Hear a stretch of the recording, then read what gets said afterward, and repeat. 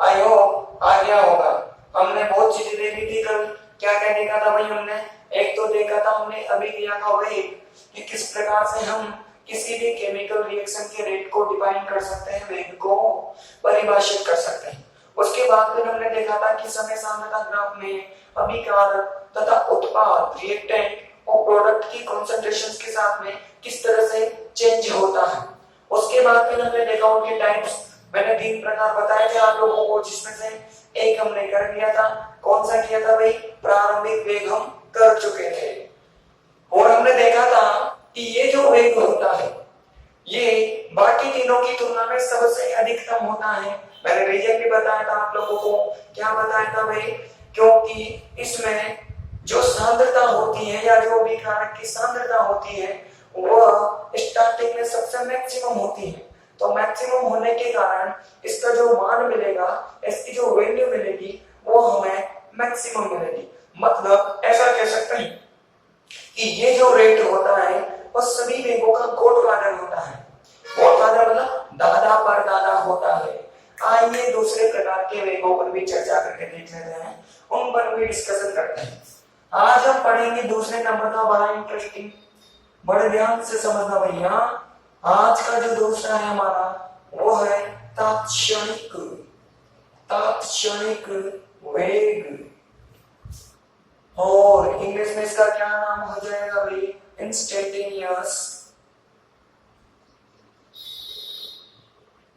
Instantaneous rate. क्या कहता है ये हमसे? इसकी डेफिनेशन तो बड़ी सिंपल है। तात्क्षणिक का मतलब होता है, इसका इस वर्ड का मीनिंग समझोगे। मीनिंग का मतलब होता है कि एक क्षण पर, किसी भी स्पेशल मोमेंट पर या किसी भी स्पेशल टाइम पर आप किसी भी केमिकल रिएक्शन का रेट फाइंड आउट करते हो या वेग मेजर करते हो, तो उस प्रकार के वेग को कहा जाता है तात्क्षणिक वेग। अब इसको ज्ञात कब करेंगे ये क्वेश्चन होगा, क्योंकि हमने देखा प्रारंभिक वेग ने तो बता दिया डेफिनेशन से भाई। प्रारंभिक मतलब इनिशियल, इनिशियल का मतलब कहाँ ज्ञात किया जाएगा? स्टार्टिंग में, मतलब जो कोई भी रिएक्शन शुरू हो, स्टार्ट हो। तात्क्षणिक वेग जब ज्ञात किया जाता है जब केमिकल रिएक्शन शुरू हो रही हो। माना कि किसी केमिकल रिएक्शन को सपोज करना, माना कुछ भी मान सकते हैं, माना कि ये केमिकल रिएक्शन R से P की ओर जा रही थी। इसको टोटल कंप्लीट होने में कितने घंटे का समय लगता है? 2 घंटे का टाइम लगता है। इतने टाइम में कंप्लीट हो जाती है। तो ये 0 पर धीरे धीरे करके शुरू हुई। मैंने देखा 50 सेकंड हो गए या 60 सेकंड हो गए या 1 घंटे बाद, 1.25 घंटे बाद, किसी भी समय पर, मतलब अभिक्रिया संपन्न हो जानी चाहिए। अभिक्रिया के बीच में किसी भी स्पेशल मोमेंट पर, किसी भी स्पेशल टाइम पर मैंने कोई भी टाइम उठाया, सपोज करो मैंने 53 सेकंड का टाइम उठाया। अभिक्रिया शुरू होने के पश्चात 53 सेकंड पर, सॉरी 53 सेकंड नहीं, सेकंड का मतलब वही हो जाएगा 53 मिनट। अभिक्रिया संपन्न होने के बाद में हो रही थी। मैंने बीच में से कोई भी टाइम 53 मिनट उठा लिया और इस टाइम पर मैं इस अभिक्रिया का वेग ज्ञात करना चाहूँ, इस रिएक्शन का रेट मेजर करना चाहूँ, तो उस रेट को कहा जाता है तात्क्षणिक वेग। मतलब अभिक्रिया के दौरान, ड्यूरिंग द रिएक्शन, आप किसी भी स्पेशल टाइम पर, किसी भी विशेष क्षण पर उस अभिक्रिया का वेग ज्ञात करते हो, तो उस प्रकार के वेग को कहा जाता है तात्क्षणिक वेग। डेफिनेशन बड़ी सिंपल है नाम से, कि किसी भी क्षण विशेष पर, किसी भी स्पेशल मोमेंट पर आप वेग ज्ञात कर लो, वही क्या हो जाएगा? अभिक्रिया का तात्क्षणिक वेग हो जाएगा, इंस्टेंटेनियस रेट हो जाएगा। अब सवाल उठता है इसे ज्ञात कैसे करेंगे? जैसे हमने देखा जो इनिशियल रेट था उसको तो हमने बड़ी ही आसानी से ज्ञात कर लिया। कैसे? कि हमने कोई भी स्टार्टिंग पॉइंट लिया, उस पर हमने टेंजेंट ड्रॉ की, एक स्पर्श रेखा खींची और उस स्पर्श रेखा की हमने ढाल ज्ञात कर ली। तो ढाल ज्ञात करके हम प्रारंभिक वेग को ज्ञात कर सकते हैं।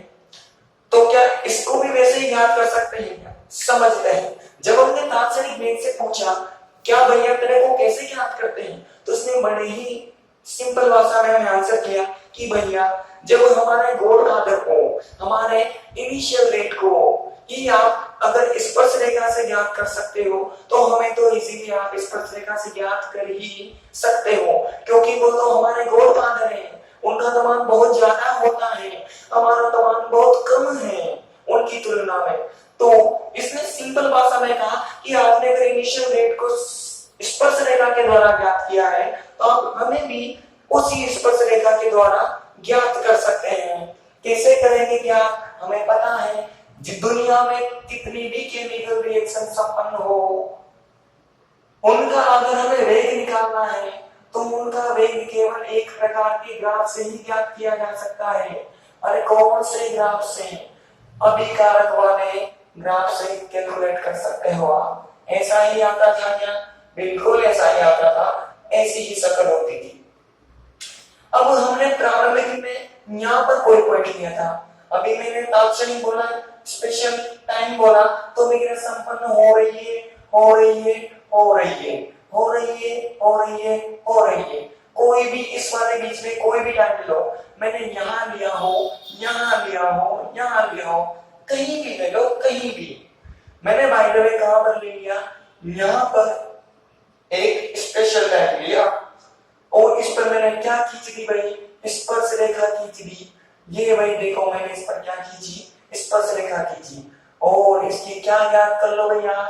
इसकी ढाल ज्ञात कर लो। सभी को पता है इधर की तरफ dy और इधर की तरफ dx, तो इसकी जो स्लोप आएगी उसका मान कितना आ जाएगा भाई? dy/dx आ जाएगा। और जो ये होगा ये किसके बराबर होगा? तात्क्षणिक वेग के बराबर आ जाएगा या इंस्टेंटेनियस रेट के बराबर आ जाएगा। ये जो मान ज्ञात किया गया है, जो स्लोप निकाली गई है, ये किसी भी स्पेशल टाइम t पर निकाली गई है। अगर किसी भी स्पेशल टाइम t पर आप ये निकालोगे तो हमेशा वो किसके बराबर होगी? तात्क्षणिक है। स्पेशल का मतलब कुछ भी नहीं है, बीच में कोई भी पॉइंट ले लो और ज्ञात कर लो, आपका काम हो गया। तो भैया ये भी आ गया, बड़ी आसानी से आ गया। जैसे इनिशियल रेट को ज्ञात किया, बिल्कुल इजीली हम इसको भी कैसे कर सकते हैं? उसी इनिशियल रेट के द्वारा ज्ञात कर सकते हैं। तो हो गया खत्म। लिख लो फटाफट से,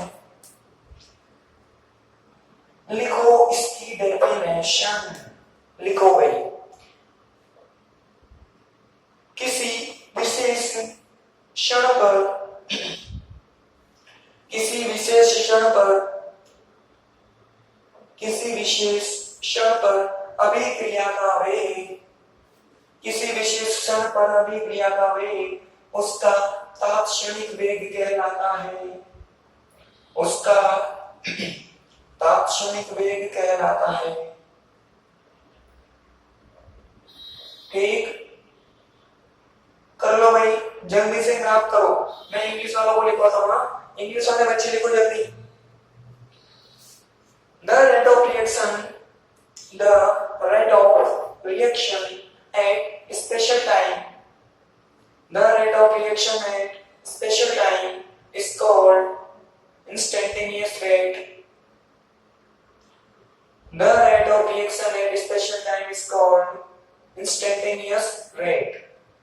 जल्दी से वही ग्राफ ड्रॉ कर लीजिए और यहाँ पर क्या लिखेंगे आप लोग? Instantaneous rate. ये जो होगा वो किसके बराबर होगा? इंस्टेंटेनियस रेट के बराबर हो जाएगा। ठीक, कर लो जल्दी से भाई, कर लेना। करने का तरीका तो मैंने बड़ा इजीली बताने का आप लोगों को। क्या अगर आप नहीं कर पाते हैं तो क्या करना है? वीडियो को पॉज या फिर क्या ले लो? स्क्रीनशॉट ले लो। ये हो गया हमारा सेकंड नंबर का। अब बात करते हैं फाइनल नंबर पर।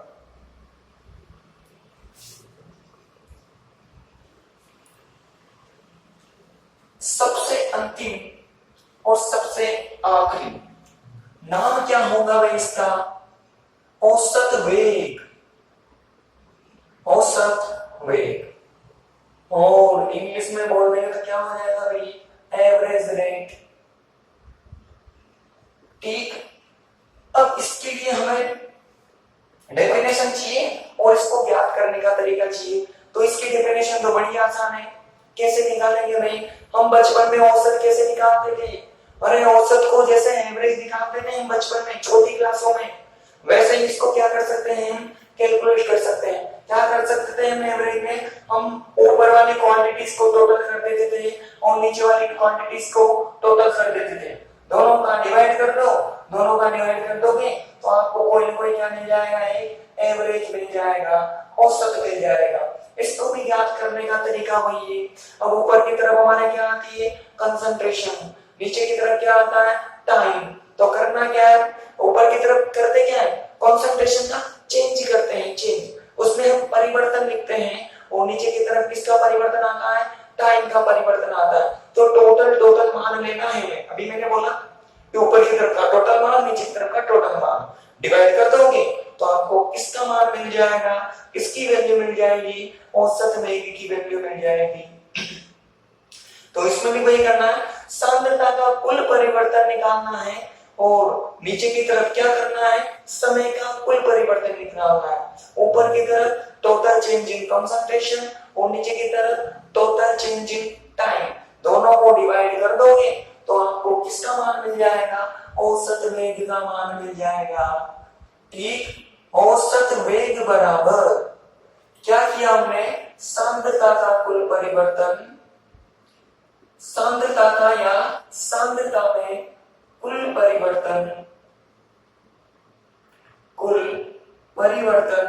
और नीचे की तरफ और में क्या आ जाएगा भाई, समय में कुल परिवर्तन, समय में कुल परिवर्तन। इंग्लिश में लिखेंगे तो क्या हो जाएगा भाई, average rate is equal to total change in concentration, total change in time, total change in concentration and total change in time. इस तरह से आप एवरेज रेट की या औसत मान या औसत वेग का मान ज्ञात कर सकते हो। इस फॉर्मूले से आप उसको ज्ञात नहीं कर सकते हो। अब देखो क्वेश्चन होता है, बहुत सारे बच्चे सोच रहे होंगे कि भाई हमने इनिशियल रेट को, प्रारंभिक वेग को ज्ञात किया ग्राफ से, उसके बाद आने वाले को भी ज्ञात किया ग्राफ से, तो इसको हम ग्राफ से क्यों नहीं ज्ञात कर सकते थे। आना चाहिए, नहीं आता है तो आपके दिमाग में क्वेश्चन, ऐसा ग्राफ होता था। अगर हम पहले वाले को ग्राफ से कर सकते हैं, दूसरे वाले को ग्राफ से कर सकते हैं, तो अंतिम वाले को ग्राफ से क्यों नहीं कर सकते। उसका रीजन है, देखो भाई अभिक्रिया संपन्न हो रही है, धीरे धीरे हो रही है, हुई और अभिक्रिया लगभग संपन्न कहां हो जाएगी, यहाँ पर हो जाएगी। एवरेज रेट ज्ञात कब किया जाता है, जब हमें अभिक्रिया में किसी भी प्रकार का कोई परिवर्तन दिखाई नहीं दे। मान में दो पदार्थों को मिलाया, ए और बी को मिलाया, ये चाहते हैं कि किसका निर्माण करें, प्रोडक्ट का फॉर्मेशन करें, तो ए को बी में मिलाएंगे तो रिएक्शन होने लगेगी और धीरे धीरे किसकी अमाउंट मिलने लगेगी, हमें प्रोडक्ट की अमाउंट मिलने लगेगी, उत्पाद की सांद्रता बढ़ने लगेगी। तो धीरे धीरे सांद्रता बनेगी तो आप देखोगे ये धीरे धीरे कम होगा, ये भी कम होगा और ये बढ़ता जाएगा। एक टाइम ऐसा आएगा कि आपको इस रिएक्शन में चेंज होना बंद हो जाएगा, मतलब इसकी सांद्रता में लगभग कोई परिवर्तन नहीं होगा, इसकी कंसंट्रेशन में कोई चेंजिंग नहीं होगा और इसकी कंसंट्रेशन में भी कोई चेंजिंग नहीं होगा। ऐसी स्थिति कब आएगी, जब माना कि मैं हमेशा ये एग्जांपल लेता हूं, आज भी मैं इसी को ही लूंगा। ये माना कि 10 था, ये धीरे घटा 2 मोल, 1 मोल, 0.5, 0.4, 0.3, 0.1, 0.001 ऐसा करके घटेगा, धीरे धीरे करके घटेगा। अब आपको पता है जैसे ये अभिक्रिया संपन्न हो जाएगी उसमें भी खाने की कुछ न कुछ सांद्रता शेष रह जाएगी, थोड़ी बहुत कंसंट्रेशन बाकी रह जाएगी, जो कभी भी कितना ही दम लगा ले एडी से चोटी तक का, वो कभी भी प्रोडक्ट में कन्वर्ट नहीं हो सकती। और क्यों नहीं हो सकती, ये रीजन मैंने आप लोगों को बहुत ही अच्छे तरीके से समझा रखा है। तो कुछ न कुछ सांद्रता बचेगी, तो अभिक्रिया संपन्न हो जाने का क्या मतलब है कि जब आपको अभिक्रिया में कोई चेंज ऑब्जर्व ना हो, कोई परिवर्तन दिखाई नहीं दे, मतलब वो कंडीशन कौन सी होगी, ये वाली कंडीशन होगी, जबकि ये तो नाम मात्र रहेगा और ये बहुत अधिक कम हो जाएगा, तो इसकी सांद्रता में भी कोई परिवर्तन नहीं और इनकी सांद्रता में भी कोई भी परिवर्तन नहीं होगा। उस समय ज्ञात किया जाता है औसत वेग को या एवरेज रेट को। तो मतलब कहां पर ज्ञात करेंगे हम, कहीं यहाँ पर ज्ञात करेंगे। अब देखना यहाँ पर ज्ञात करने के लिए हमें क्या खींचनी पड़ेगी, स्पर्श रेखा खींचो, स्पर्श रेखा, ये लो मैंने स्पर्श रेखा खींची खींची खींची खींच ली। अब ध्यान से देखना ये जो स्पर्श रेखा है क्या ये ग्राफ में लगभग समांतर है, क्या लगभग क्या हो गई, पैरेलल होगी। तो यहाँ से थीटा निकाला मैंने तो मुझे कितना मिला, 0 डिग्री। अरे tan 0 का मान कितना होता है, tan 0 का मान ऑलवेज कितना होता है, 0 होता है। मतलब अगर इसको ऐसे ज्ञात करने जाओगे आप तो मान हमेशा हमें कितना मिलेगा, 0 मिलेगा। मतलब इसको हम इस तरीके से तो ज्ञात नहीं कर सकते। जब हमने इससे पूछा क्या तेरे को भी वैसे ज्ञात कर सकते हैं क्या, जैसे बाकी लोग को कर सकते हैं, इसने साफ मना कर दिया, नहीं भैया मेरे को अगर वैसे ज्ञात करोगे तो मेरा मान हमेशा आपको कितना मिलेगा, 0 मिलेगा। और वह कैसे मिलेगा वो हमने यहाँ से बिल्कुल इजीली देख लिया। तो हमें ज्ञात करने का नया तरीका ढूंढना पड़ा। फिर हमें याद आई किसकी, 10th क्लास की, 9th क्लास की। हमें याद आया कि वहां पे एवरेज कैसे निकालते थे, टोटल ऊपर वाली क्वांटिटीज, ऊपर वाली राशियों का कुल लेते थे, नीचे वाली राशियों का कुल लेते थे। तो हमने यहाँ वही किया, ऊपर सांद्रता आ रही थी कुल परिवर्तन ले लिया, नीचे समय आ रहा था कुल परिवर्तन ले लिया। तो बताओ मान निकल कर आया कि नहीं आया, तो हम कामयाब होंगे कि नहीं होंगे, होंगे, ऐसे ही होंगे हम, क्योंकि आपको पता है आप कोशिश करोगे तो आपको कामयाबी जरूर मिलेगी ही मिलेगी। इस प्रकार से औसत वेग को कैलकुलेट कर सकते हैं। लिखो भाई इसकी डेफिनेशन, औसत वेग, औसत वेग सांद्रता में कुल परिवर्तन, औसत वेग सांद्रता में कुल परिवर्तन तथा समय में कुल परिवर्तन का अनुपात होता है। औसत वेग सांद्रता में कुल परिवर्तन तथा समय में कुल परिवर्तन का अनुपात होता है, अनुपात होता है। जल्दी से फॉर्मूला लिखो भाई, इंग्लिश वाले बच्चे लिखो, average rate is, average rate is ratio of, average rate is ratio of change in total concentration, change in total concentration, total concentration and change in total time, change in total concentration and change in total time। आप लोग भी formula लिख लीजिए भाई।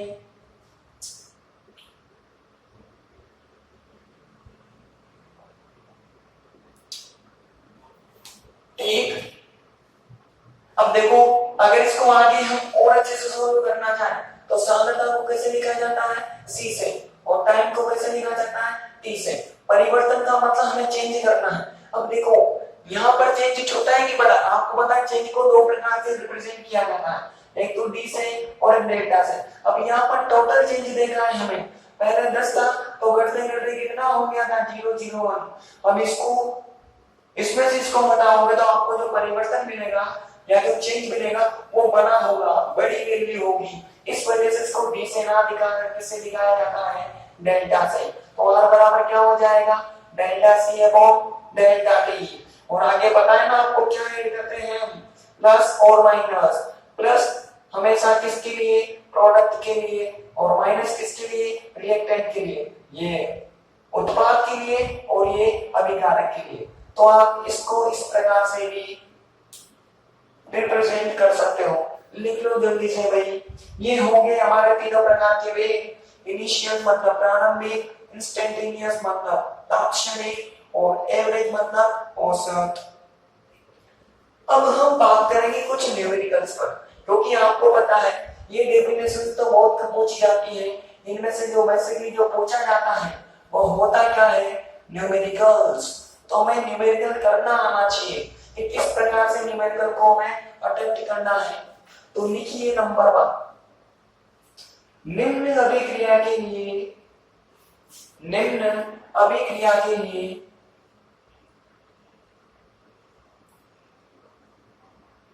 निम्न अभिक्रिया के लिए वेग को परिभाषित कीजिए। निम्न अभिक्रिया के लिए वेग को परिभाषित कीजिए।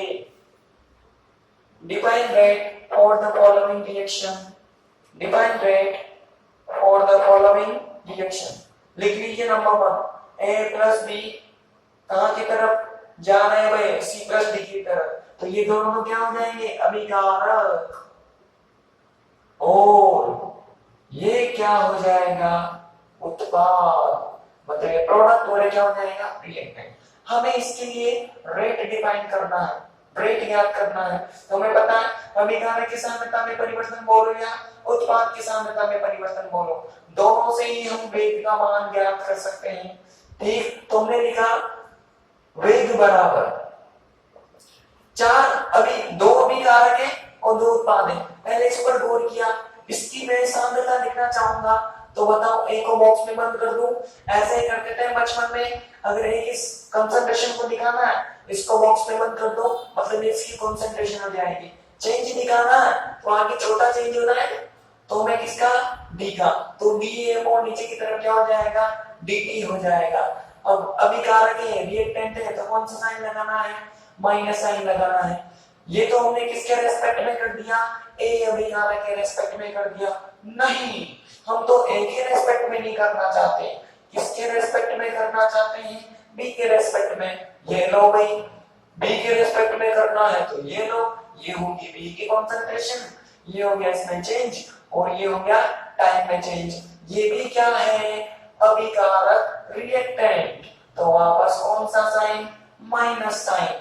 नहीं, कोई बच्चा बोले नहीं हम तो अभिकारक से नहीं करेंगे, कहीं से करेंगे, प्रोडक्ट से करेंगे। ये लो भाई, प्रोडक्ट से करो, ये हो गया इसकी कंसंट्रेशन, ये हो गया इसका चेंज, और ये हो गया dt। अब हमें याद आया ये तो रिएक्टेंट थे, ये क्या होता है, प्रोडक्ट। और जब जब प्रोडक्ट की कंसंट्रेशन होती है तो साइन कौन सा लगाना पड़ता है, अरे बोलो बोलो, कौन सा, प्लस। ऐसे कैसे चाहे तो हम किसके लिए कर सकते हैं, डी के लिए भी कर सकते हैं। बताओ, इसके लिए हमने रेट को डिफाइन किया कि नहीं किया। ऐसे हम किसी भी अभिक्रिया के लिए, ये तो सिंपल प्रीकंडीशन थी, किसी भी अभिक्रिया के लिए वेग को परिभाषित कर सकते हैं। दूसरी कंडीशन ही मैंने, इसके लिए हमें वेग को परिभाषित करना है। माना कि n1 a के n1 मोल थे और b के n2 मोल थे, ये कहां की तरफ जा रहे थे, m1 c के अंदर और m2 d के अंदर। इसमें तो देखो इनके मोलों की संख्या को मैंने क्या किया हुआ है, 1 किया हुआ है, 1 किया हुआ है। इसमें मैंने इसके नंबर ऑफ मोल m1, इसके n2, इसके मोल m1, इसके मोल m2 हो गए। अब हम इसके लिए रेट डिफाइन करना चाहते हैं, वेग बताना चाहते हैं, तो कैसे बताएंगे, बेसिक हमें तो फॉर्मूला पता है क्या, कि पहले तो आता है अभिकारक की सांद्रता में परिवर्तन, रिएक्टेंट की कंसंट्रेशन में चेंज, और नीचे की तरफ क्या आता है, टाइम में चेंज। अब इसका क्या करें, क्योंकि यहाँ तो ये था ही नहीं, अब यहाँ आ गया तो कुछ नहीं करना, जितने भी मोल आगे लिखे हुए हैं आपको उसका डिवाइड कर देना है। आई बात समझ में, जिस अभिकारक या उत्पाद का ये मोल लिखा हुआ है आप उसको डिवाइड कर देना है। अब हमें याद आया ये किसकी कंसंट्रेशन है, रिएक्टेंट की, तो हमें आगे क्या लगाना है, माइनस लगाना है। जैसा ए के लिए किया वैसा ही किसके लिए करेंगे हम, बी के लिए। ये हो गया भाई, इसके लिए क्या करेंगे हम, मल्टीप्लाई में 1/n2, आगे क्या लगा दिया, माइनस। अभिकारकों के लिए मतलब रिएक्टेंट के लिए ऐसा किया, तो प्रोडक्ट के लिए कैसे करेंगे, ये हो जाएगा सी, इसकी कंसंट्रेशन में चेंज, टाइम में चेंज, और उल्टे की तरफ क्या हो जाएगा, ये m1 और आगे कौन सा साइन, प्लस का साइन। जैसा c के लिए किया वैसा एक सेम टू सेम किसके लिए करना है भाई, अरे किसके लिए करना है, d के लिए। बताओ, दोनों कंडीशन कर ली, एक दिया हो तो ऐसे होगा और अलग अलग दिया हो तो ऐसे होगा। करना कुछ भी नहीं है, जो भी उनके आगे नंबर ऑफ मोल्स लिखे हुए हैं, उनके जो मोल लिखे हुए हैं उनका आपको डिवाइड कर देना है, आपको आंसर मिल जाएगा। ठीक है भाई। अब देखो इसको पढ़ने का तरीका क्या होता है, क्योंकि कोई भी न्यूमेरिकल गिवन होगा तो सबसे पहले तो आपको ये समीकरण बनानी आनी चाहिए, ये इक्वेशन हमें बनानी आनी चाहिए। अब इसको पढ़ने का तरीका क्या है, इस क्वांटिटी को कैसे बोलते हैं, आओ सिखाता हूं। देखो भाई, इसकी बात करें या इसकी बात करें, किसी की भी बात करें, लेकिन बेटर यहां से समझ में आएगा, क्योंकि तो ये थोड़ी सी हमें सिंपल दिखाई दे रही है और ये थोड़ी सी कॉम्प्लेक्स, लेकिन इसको समझने के बाद इसको करेंगे तो कुछ भी कॉम्प्लेक्स यहाँ पर है नहीं। देखो भाई, इसको अगर मेरे को बोलना है तो मैं क्या बोलूंगा, एक की सांद्रता में कमी की दर, जो इसको पढ़ा जाता है माइनस बताता है कमी को, और ए मतलब जब किसी के लिए, आपने मैथमेटिक्स में या फिजिक्स में पढ़ा होगा, जब किसी का भी अवकलन, ये एक तरह से क्या हो गया, अवकलन हो गया। तो जब किसी का भी अवकलन आप t के सापेक्ष करते हो उसे क्या कहा जाता है, दर कहा जाता है, रेट कहा जाता है। तो a की सांद्रता में कमी की दर इतनी है, ये b की सांद्रता में कमी की दर, अब यहाँ पर क्या हो गई, वृद्धि, तो c की सांद्रता में वृद्धि की दर, ये d की सांद्रता में वृद्धि की दर। ये तो हिंदी में हो गया, इंग्लिश में कैसे बोलेंगे, आओ देखो भाई, डिक्रीज इन या rate of decrease in concentration of A, rate of, आगे दर है तो क्या लगाना, रेट, ये रेट को बताना है, इसको डब्ल्यू, तो ये किसको बताएगा, रेट को, किसकी रेट को, बी की रेट को, क्या हो रही है, माइनस मतलब डिक्रीज हो रही है, तो डिक्रीज या rate of decrease in concentration of B. अब यहाँ पर क्या हो गई, इंक्रीज, तो इंक्रीज या rate of increase in concentration of C, rate of increase in concentration of D. इसका कुछ नहीं करना हमें, इसको ही हम डिफाइन करते हैं, आगे माइनस मतलब कमी है, मतलब डिक्रीज है, और ये क्या हो गया, सेम टू सेम है, इसको डिफाइन करेंगे क्या हो जाएगा, rate of decrease in concentration of A, A की सांद्रता में कमी की दर। ऐसे ही हम बाकियों को भी क्या कर देंगे, डिफाइन कर देंगे, परिभाषित कर देंगे। लेकिन सिर्फ सीखने के लिए हमें कोई लिखना नहीं है, हमें लिखना क्या आना चाहिए, केवल इक्वेशन बनानी आनी चाहिए, क्योंकि ये भी हमें जरूरत पड़ेगी। आओ न्यूमेरिकल करते हैं, पहले इसकी कॉपी कर लो भाई, जल्दी कर लो, स्क्रीनशॉट ले लो और फिर कर लो, जल्दी लो, मैं हट जाता हूं।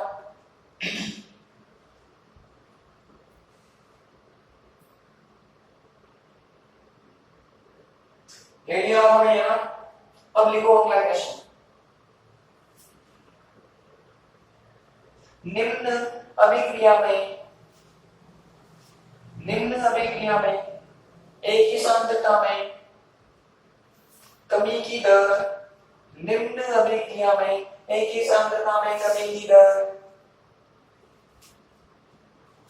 एक ही सांद्रता में कमी की दर 2 mole litre inverse second inverse है, 2 mole litre inverse second inverse है।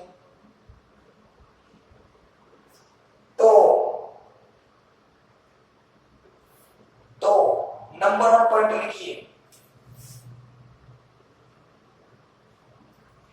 बी की सांद्रता में कमी की दर, बी की सांद्रता में कमी की दर,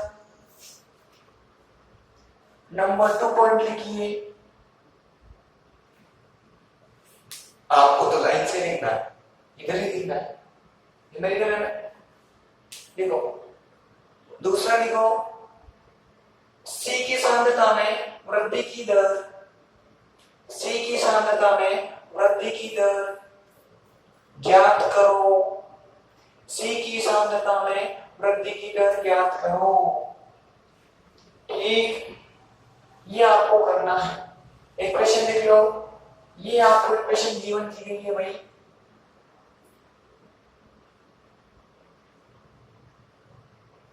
ये इक्वेशन गिवन की गई है।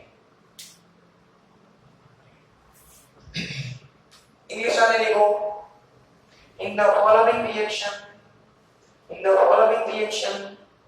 rate of decrease in concentration of A, rate of decrease in concentration of A is 2 mole liter inverse second inverse, 2 mole liter inverse second inverse. Then calculate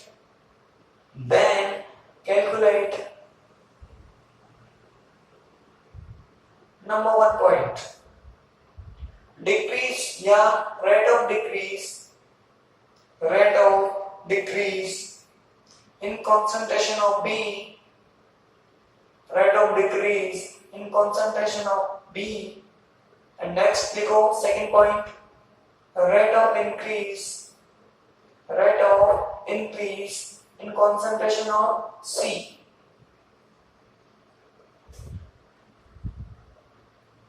equation लिखो भाई जल्दी, ठीक। देखो भाई हमें करना कैसे है सीख लो, बाकी आपको करना भी आगे वाला। सबसे पहले हमें क्या लिखना है भाई, गिवन लिखना है। तो गिवन में क्या दिया गया, हमें एक इक्वेशन दी गई है, a + 2b थी, कहां की तरफ जा रही थी, 3c की तरफ जा रही थी। अच्छी बात है, ये इक्वेशन गिवन है। और क्या क्या गिवन है हमें गिवन है एक की सांद्रता में कमी की दर, मतलब rate of decrease in concentration of A. तो हमें बनाना चाहिए, आना चाहिए डिक्रीज का मतलब, कमी का मतलब क्या लगाना है, माइनस लगाना है। किसकी सांद्रता में कमी की दर, कमी की दर बनाने का तरीका, ए की सांद्रता और फिर क्या हो जाएगा dt, यही पढ़ना बताया था। इसको क्या बोलते हैं, रेट ऑफ ए। तो ये बन गया डिक्रीज या rate of decrease in concentration of A बन गई। या ये कितनी गिवन है भाई, 2 mole litre inverse second inverse given है, ये हमें गिवन है। और हमें याद क्या क्या करना है, एक तो हमें याद करना है क्या क्या, decrease in concentration of B, या बी की सांद्रता में कमी की दर, कमी है तो वापस बी, और रेट है तो क्या लगा दोगे dB/dt, ये होगा बी की सांद्रता में कमी की दर, या rate of decrease in concentration of B. एक तो हमें ये कैलकुलेट करना है, और हमें क्या कैलकुलेट करना है, सी की सांद्रता में वृद्धि की दर, मतलब रेट ऑफ इंक्रीज, ये इंक्रीज इन कंसंट्रेशन ऑफ सी, सी के लिए भी क्या हो जाएगा, सेम टू सेम हो जाएगा। मतलब हर बार इतना तो आना ही आना है। अब आपको देखना सी है तो सी लिखो, बी है तो बी लिखो, ए है तो ए लिखो। आगे देख लो, कमी है तो माइनस लगाओ, वृद्धि है तो प्लस लगाओ, डिक्रीज है तो माइनस, इंक्रीज है तो प्लस। ये हमें क्या करना है, कैलकुलेट करना है। अब कैलकुलेट करने से पहले हमें इसके लिए क्या आनी चाहिए, समीकरण लिखनी आनी चाहिए। देखो भाई पहले इस इक्वेशन के समीकरण लिखो, मैंने लिखना सिखाई थी, rate is equal to, rate बराबर क्या होता है, dA/dt माइनस, आगे नंबर अपॉन नहीं है तो 1 का डिवाइड करोगे क्या होगा, 1 ही आएगा। आगे देखो ये माइनस, अभी क्या आएगा माइनस, क्या हो जाएगा 1/2, फिर क्या हो जाएगा dB/dt इक्वल, फिर प्रोडक्ट है तो क्या लगाना है, प्लस लगाना है। कितने नंबर ऑफ मोल है, 3। उसके बाद में C की कंसंट्रेशन, C की सांद्रता, और नीचे की तरफ क्या हो जाएगा, dt हो जाएगा। बोलो बन गया कि नहीं बन गया। तो हमें ये गिवन है, ये हमें कैलकुलेट करना है, और ये कैलकुलेट करना है। तो जो हमें कैलकुलेट करना है, एक तो देखो ये गिवन है तो इसकी, और हमें क्या कैलकुलेट करना है, इसकी। देखो इसको भूल जाओ थोड़ी देर के लिए, ये इसके इक्वल है, ये इसके इक्वल है, मतलब तीनों क्वांटिटीज, तीनों राशियां आपस में एक दूसरे के समान है कि नहीं है, बराबर का मतलब तीनों एक दूसरे के समान है। इसका मतलब भी रेट ही है, इसका मतलब भी रेट ही है, और इसका मतलब भी रेट ही है। तो देखना ध्यान से भाई, इसकी तुलना की मैंने, तो यहां से क्या लिख सकता हूं, नंबर 1 कंडीशन में मैं ये dA/dt, इधर की तरफ -1/2, ये हो जाएगा dB अपॉन dt। जो हमें कैलकुलेट करना है उसको अलग कर लो, माइनस भी चाहिए हमें, dv अपॉन dt भी चाहिए, तो इसको अलग कर लो इधर की तरफ, ये माइनस, या फिर ऐसे करो, इस दो को मैंने इधर की तरफ भेजा, ये दो को मैंने भेजा, ये माइनस, ये dA अपॉन क्या हो गया, dt हो गया, इधर की तरफ क्या बचा माइनस, और ये dv अपॉन क्या बच गया, dt बच गया। ध्यान रखना यहाँ पर गलती क्या करते हैं बच्चे, इस माइनस को बाहर छोड़ देते हैं, लेकिन इस माइनस को बाहर नहीं छोड़ना है। देखो हमें इस a की वैल्यू माइनस के साथ गिवन है, इसकी वैल्यू में माइनस के साथ गिवन है, तो इसको ये माइनस साथ में रहेगा, तो इतनी वैल्यू देखो, ये टोटल माइनस वाली वैल्यू किसके बराबर है, इसके बराबर है, तो माइनस को हमें क्या रखना पड़ेगा, अंदर रखना पड़ेगा। अगर ये हमें गिवन होता, मतलब ये प्लस वाली वैल्यू बराबर है, तो माइनस को भी हम कहां रखते, मतलब इसका मान, फिर इसको हमें क्या रखना पड़ता, बाहर रखना पड़ता। लेकिन जो वैल्यू गिवन में है हमें, वो किसके साथ में गिवन है भाई, माइनस के साथ में, तो माइनस को अंदर रखते, देखो मैं दिख गया, ये जो ब्रैकेट है ये किसके बराबर है, इसके बराबर, और हमें किसका मान ज्ञात करना है, इसका मान माइनस के साथ ही ज्ञात करना है, हमें माइनस के साथ ही कैलकुलेट करना है। तो यहां से जो मान निकल कर आएगा वो क्या निकलेगा भाई, उसको इधर की तरफ कर लो मैं, ये हो जाएगा dt, और ये 2, इसकी वैल्यू किसके बराबर है भाई, 2 के बराबर है। तो सॉल्व कर दोगे तो आंसर कितना आ जाएगा भाई आपका, और यूनिट लगा लो नीचे, बोलो समझ में आया कि नहीं आया। ये पहली कंडीशन, ऐसा कैसे क्या कर सकते हैं हम, दूसरी कंडीशन। अब हमें इसको और इसको करना है, क्योंकि ये गिवन है और इसका हमें वैल्यू कैलकुलेट करनी है। तो देखो भाई कैसे करेंगे, ये मैंने लिखा, अब तो इजी होगा, ये कर लिया, ये हो जाएगा dt, इसके लिए प्लस, ये हो जाएगा 1/3, और ये हो जाएगा dc अपॉन dt। हमें ये कैलकुलेट करना है, देखो प्लस के साथ कैलकुलेट करना है, तो प्लस को रोक के बाकी सबको इधर, प्लस को रोक, इसको रोकना है, तो हमें 3 ही दिखाई दे रहा, तो इसको ट्रांसफर करो, डिवाइड बाय चल रहा है कि किस में जाएगा, मल्टीप्लाई में, वापस क्वांटिटी किसके साथ गिवन है, माइनस के साथ में, तो माइनस को अंदर की तरफ, ये मल्टीप्लाई, ये माइनस, और ये क्या हो गया, d अपॉन dt बराबर, ये हो जाएगा प्लस, ये हो जाएगा dc अपॉन dt। बताओ इसको आप सोल्व करोगे, वैल्यू पुट कर दोगे, तो आपको आंसर कितना मिल जाएगा भाई, 3 into 2 बराबर 6, मतलब कितना गया, 6 mole litre inverse second inverse, और वो आएगा कि नहीं आएगा, आएगा। ठीक, जल्दी से कर लो भाई, जल्दी करो।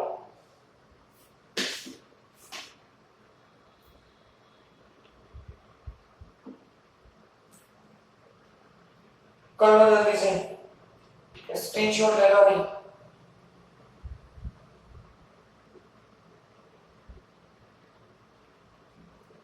अब आपको अप्लाई करना है,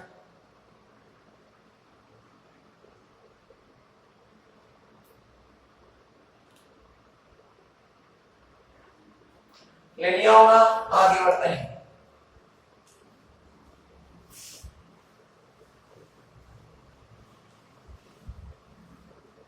लिखो अगला क्वेश्चन, अगला न्यूमेरिकल, निम्न अभिक्रिया में, निम्न अभिक्रिया में C की सांद्रता में वृद्धि की दर, निम्न अभिक्रिया में C की सांद्रता में वृद्धि की दर, C की सांद्रता में वृद्धि की दर और mole litre inverse second inverse है, C की सांद्रता में वृद्धि की दर और mole litre inverse second inverse है।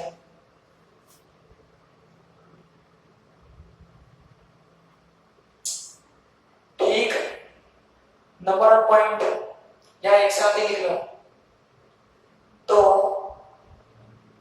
एक ही सांद्रता में कमी की दर, एक ही सांद्रता में कमी की दर, आगे B की सांद्रता में कमी की दर,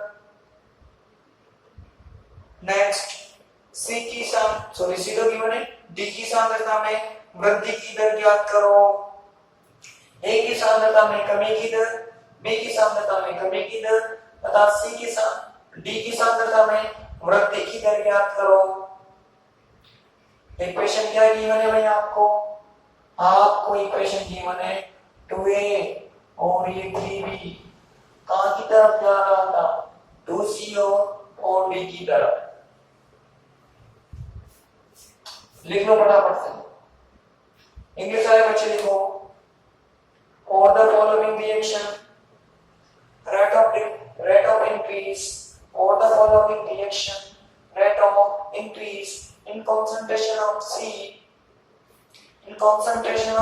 C is for mole liter inverse second inverse or mole liter inverse second inverse.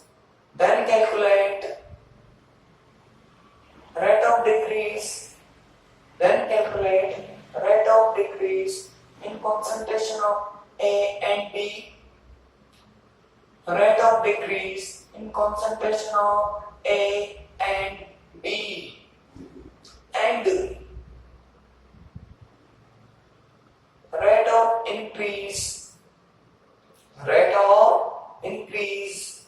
in concentration of D, rate of increase in concentration of D. लिख लो फटाफट से इक्वेशन, ये आपको करके लाना है घर से, ठीक, घर से करना है। और मुझे कमेंट करना भाई किसको आता है किसको नहीं आता। बाकी कल पढ़ते हैं। आज के लेक्चर में आपको कोई भी समस्या हो, दिक्कत समस्या परेशानी कोई भी हो तो आप मुझे कमेंट करें, तुरंत उसे सॉल्व कर दिया जाएगा। ठीक, कल मिलते हैं।